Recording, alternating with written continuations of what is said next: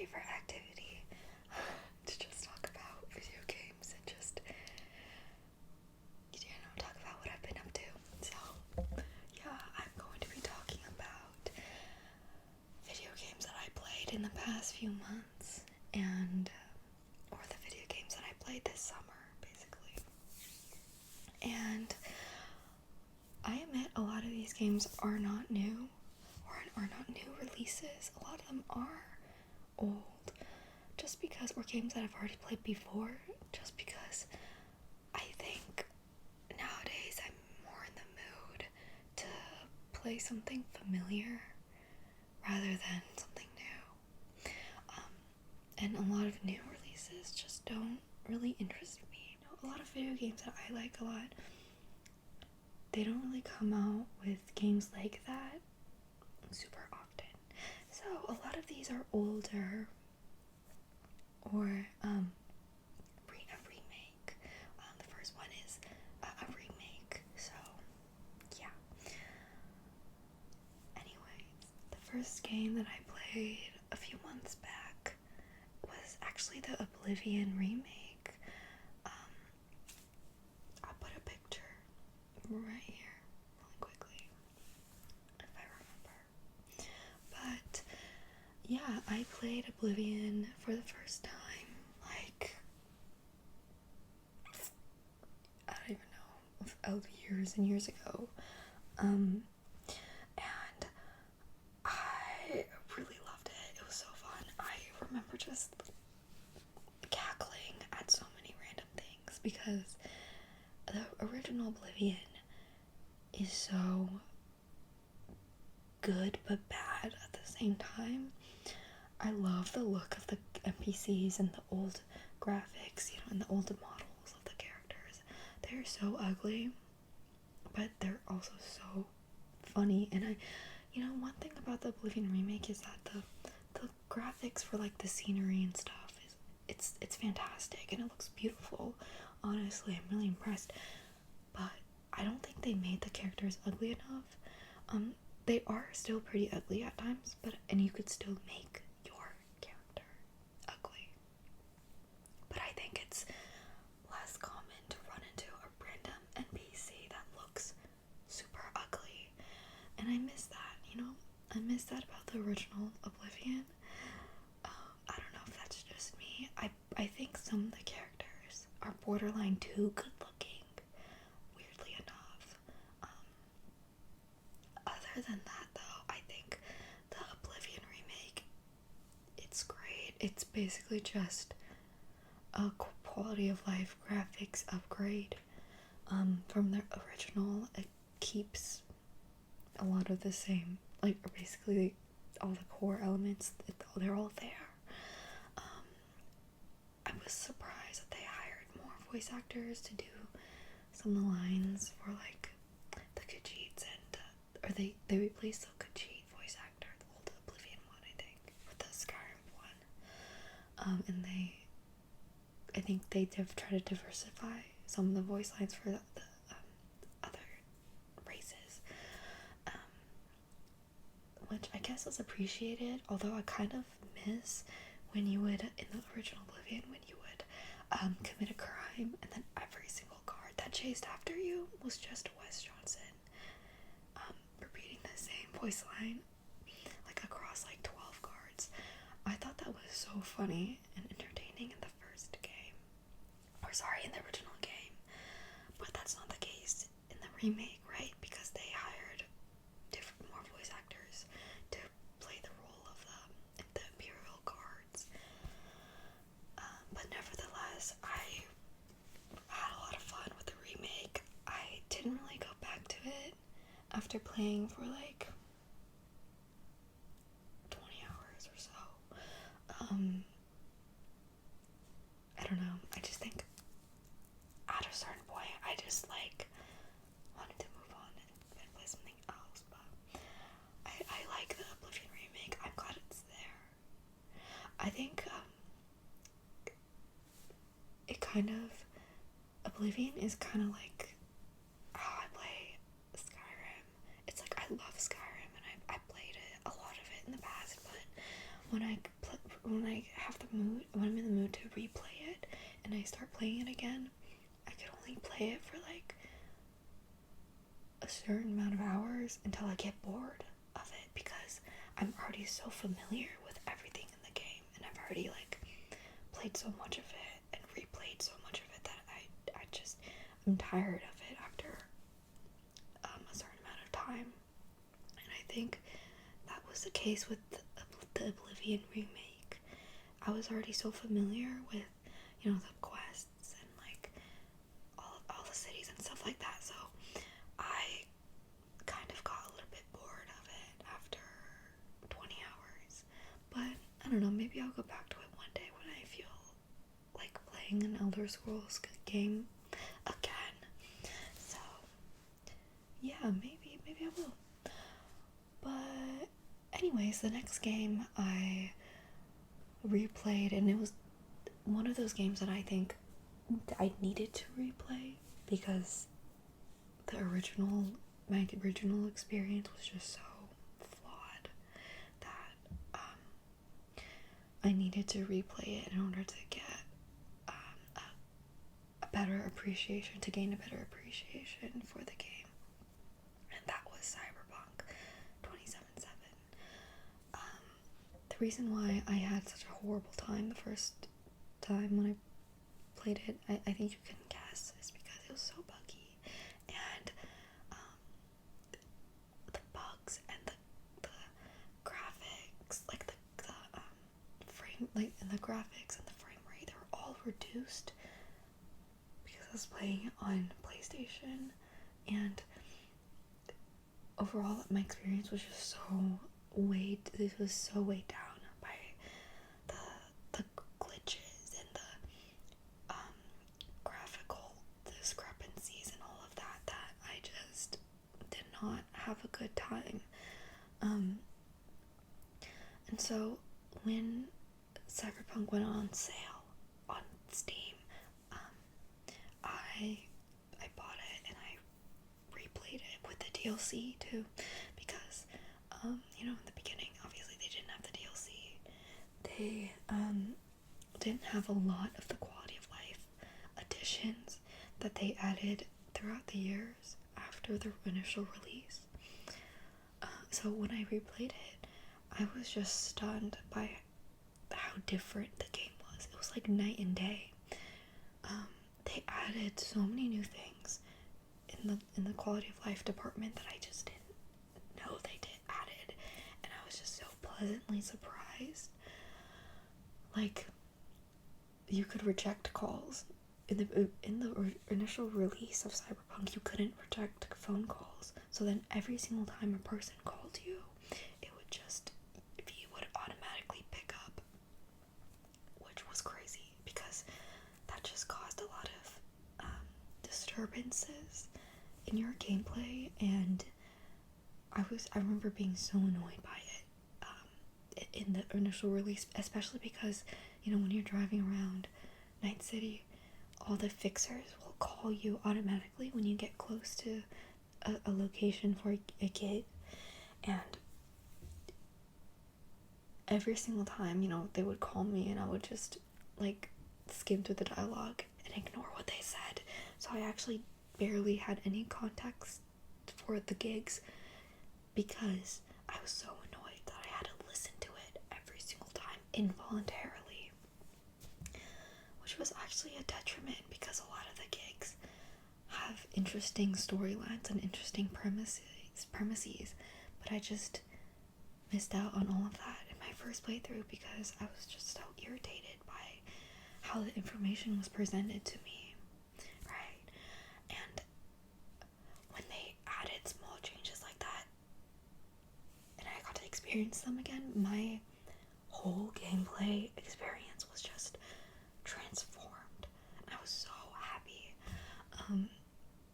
And I played the DLC too, the Phantom Liberty DLC, and I did, I don't know, pretty much everything that you could do in that DLC. I'm sure I missed a lot. Maybe I'm just not aware that I missed it. I think there's probably a lot of hidden stuff. And I think there's like hidden boss fights or something. but I didn't bother doing those. But I did the main quest and all the major side quests and stuff, and oh my god, it was so good. It was so amazing. Like, the story, I knew people in the reviews and stuff were saying like, oh my god, it's worth replaying the game just for Phantom Liberty, and that it adds so much more to the game. And I believe that when I rebought the game on Steam, but I didn't expect it to be that good. If you haven't played it, I guess I'm not gonna go into detail about what happens or like why I was so pleasantly surprised, but basically the drama, the dramatics, and the build up to the climax of the DLC is just so good. It's so good, and the acting is fantastic, and some of the quest design, it's not like any other quest that's in the game. Like, there's this one quest specifically that I'm thinking about where, to keep it super vague, it's basically like a spy mission, but it's not like any other of the espionage or spy-ish missions in the base game. It's completely different, and I loved it a lot. And I remember in the end I almost cried. I didn't though. I almost did. I think the only time I've ever cried in a video game or because of a video game must have been, I don't know, I think when I played, weirdly enough, I think when I played Ghost of Tsushima and I did the final quest, I think I shed like one tear. I don't know why. And I feel like that's such a random example. Because a lot of the games I've played have very emotional moments that I think many gamers would say, like, if they made a top 10 saddest moments in video games, I think a lot of the moments that I experienced in those games that I have in mind would be on that list. But for some reason, none of them ever made me cry or like even brought me close to tears. But when I played Phantom Liberty, I was like emotional. I wasn't like, I didn't cry, but yeah, that just goes to show how amazing the drama, how well the drama is conveyed. And I just found myself having such a deeper appreciation for V as a character, weirdly enough, and like how, I don't know, I can't go into detail about it because that'll mean spoilers, but trust me, I think if you play the game and you play the DLC, you'll know exactly what I'm talking about or what I might be alluding to. Yeah, I love that DLC. It's great, and it's probably one of my favorite DLCs in any video game ever. I think, I'm trying to think of any DLC that I think is genuinely significantly better.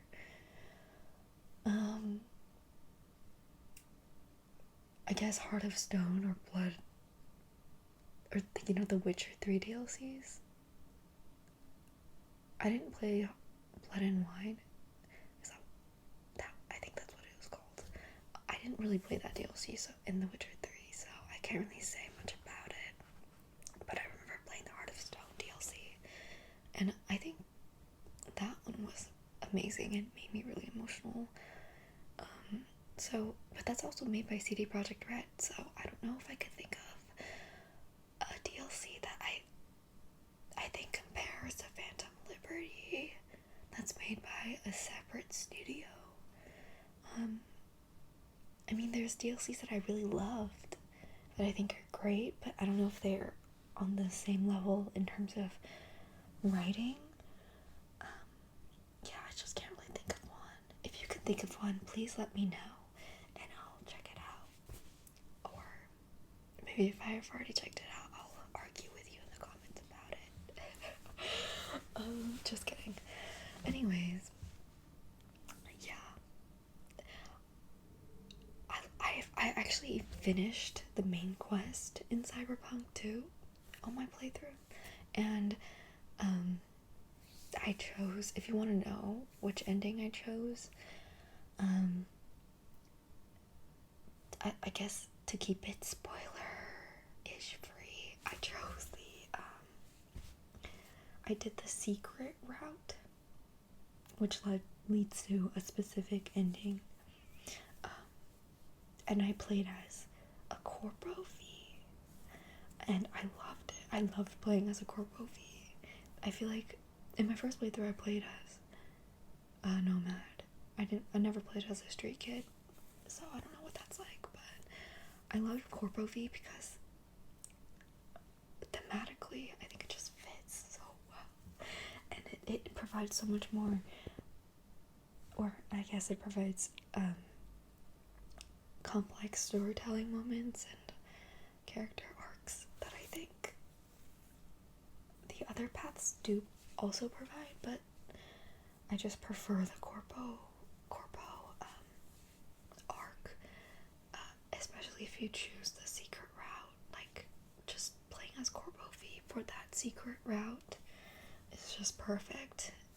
It's chef's kiss. Like, what a great ending to a video game. Okay, moving on. The next game I played was actually a new release, surprisingly. I played. It's nothing like any game that I've ever played, because it's a dating sim. I played Date Everything, which I'll put a little picture here. But yeah, I never played dating sim. They just don't interest me. But I would say Date Everything, despite the name, it's more like a get to know all of these various characters and then help them and like make choices that affects their story game than you actually dating them, because in the game you also have the option to just make everyone your friend, or like make characters your friend instead of dating them, or you can make them hate you. So it's not really like just a dating sim or traditional dating sim in that aspect. And the bulk of the character stories it doesn't even involve dating. It just involves you helping them on some sort of quest, I guess, or just having conversations with them about random stuff. The dating part kind of comes at the end, and it's pretty sudden. Like, if you romance a character, all you can do is just like talk to them and kind of repeat the same lines over and over again. Their story's kind of over at that point. So that's why I feel like there's actually not much dating, because you don't actually go on a lot of dates with these characters. So yeah, I guess that's why I enjoyed playing the game, despite the fact that I never play dating sims, because from what I know about dating sims, a lot of them are primarily about like going on dates and stuff, right? And trying to like form some sort of like it's explicitly romantic through and through. But in Date Everything, it can be platonic or hateful. Like there's a lot more choice in that matter. And I enjoy. It's really fun making characters hate you in that game. To be honest with you, I like being an asshole in that game. It's fun. What can I say? Yeah, and what I love about Date Everything is that the character designs are crazy. Like, they're so creative, and there are so many different weird concepts for characters that I don't think I would have been able to come up with very easily at all. a lot of them are so unique and well designed, it's crazy. And that's half of the fun, like just meeting these wacky characters and talking to them and seeing like their quirky antics. It's not, the dating part is honestly secondary to the quirky antics of the furniture that you date part.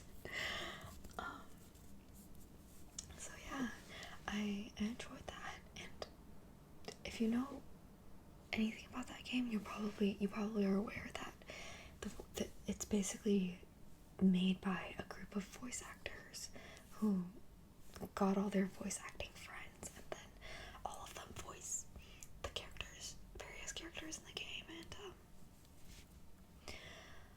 what that meant is that the characters, their voice acting is really good. Like the voice acting in this game is really, really good.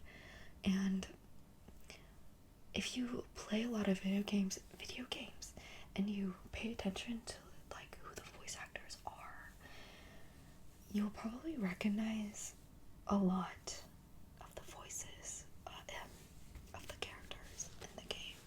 Like I think there's over 100 characters. So out of that amount, you'll probably recognize a lot of them. I definitely did. It was funny because I played Date Everything like shortly after I played Cyberpunk, and I played as female V, right? And female V's voice actor is Jeremy Lay. And then when I met Jeremy Lay's character in Date Everything, I was just blown away because her range is crazy. Like she plays a chair. Jeremy Lay plays a chair in Date Everything, and that chair, her name is Jeremy, by the way. It's so silly with the names. Jeremy, her voice is like so different from female V's voice, so I was just pleasantly surprised by that, and like impressed with her range. And the other voice actors, their ranges in their voices as well.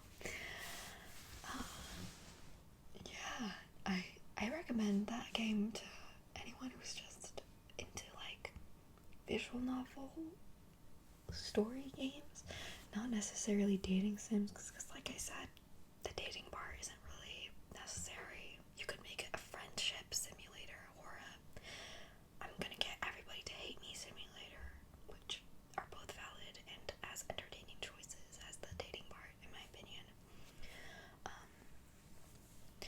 Anyways, yeah, I would recommend it, especially because I think it's only like $23 or $24 on Steam.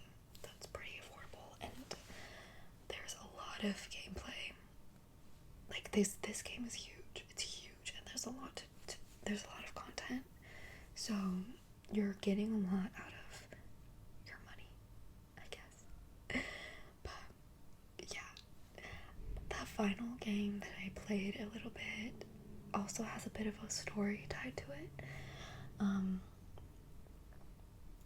And it's Minecraft. I went back and I played Minecraft because this month I visited my twin sister. I have a twin sister, and I visited her because she doesn't live in the same state as me. And when we were kids, we would always play Minecraft together because it was one of the most like accessible games. You could play it on your iPad, iPhone, computer, MacBook. You didn't need a PC or console for it, which is why we played it together. Because I think when I was a little kid, we had an Xbox, but I wasn't really into playing Xbox games, and so I never really used it. And yeah, so we played Minecraft, I think, on our iPads when we were kids, and I just remember having so much fun, and we had a lot of crazy memories playing that game. And so when I visited her, we played Minecraft again, like we were little kids again. And honestly, it was really fun. Like, we played it for a while during the free time that we had, and we played on our MacBooks because I couldn't transport my PC there, and she only has a Mac, so we played, and we made a new world, and we explored some of the newer things that were added to the game within the recent years, or like relatively new in our brains, because I know it's not actually that new, but certain things like the warden, or like the underground, I don't know what it's called, like the ancient ruin thingies that where the warden, that monster guy, is found. That wasn't in the game when we first played it, of course. So we experienced new stuff like that, and like the newer-ish cave systems that were added a few years back, I believe. And it was so much fun, and like, I don't know, it was just honestly like a very nostalgic experience. That's kind of the overarching theme of this summer's video games that I played. The nostalgia, or reminiscing about games that I played in the past. Yeah, it felt like we were little kids again, freaking out about monsters and creepers and fighting hordes of monsters at night, and like all of that. It was really fun. I think that the beauty of Minecraft is that you could play it as an adult and still have just as much fun with it as you did when you were a kid. And it's just one of those games that provides you with so much agency, like creative agency. And I think that's why we both really like it, is because we both can just do whatever we want, and like build whatever we want, and have a crazy house if we want. Like, we could build an entirely pink house if we wanted to, and we did. And yeah, it was so fun. I don't really play Minecraft on my own. I think it's pretty much, I think it's the most fun when you play it with other people. So I don't know when I'm going to play Minecraft next, because I don't know when I'm gonna have the chance to play it with my sister next. But I don't know, hopefully soon. If I had a really great time going back and playing it. So that's actually all the games that I have that I played. I only played about 4 video games this summer. As for what's next, like when I'm going to play next, I don't really know. I don't really have any new games on my radar that I'm looking forward to releasing. But maybe there are new games that came out that I'm just not aware of. Actually, when I was on the visit, or when I was visiting my sister, I didn't know this, but it was brought to my attention that the people who made Persona 5 came out with a new game. I forgot what it was called, but apparently it's like a fantasy Persona, or like it has similar systems to Persona, but then it's in a fantasy world, like D&D, apparently, like a D&D-ish fantasy world. And I don't know, if you've played that game, if you know what game I'm talking about, the name of the game is escaping me, but if I remember, I'll put it here. But yeah, if you played that game, can you let me know if it's good or not? Because honestly, I want a new game to play, a new RPG, preferably. So yeah, but I'm just skeptical about that game because I don't know. I haven't really looked into it. I didn't really look at the gameplay or any videos about it. So I think I need a little bit more clarification. So if you've played that game, let me know. And let me know if you liked it, if it was good, if it was bad, if it was like mid, whatever. Please let me know. That's pretty much it for this video. Thank you so much for sticking around and listening to me ramble. If you have any video suggestions or things you might want to see me put out in the future, let me know and I'll try to make it happen. I'd love to do more video game related videos, or any sort of book related videos, or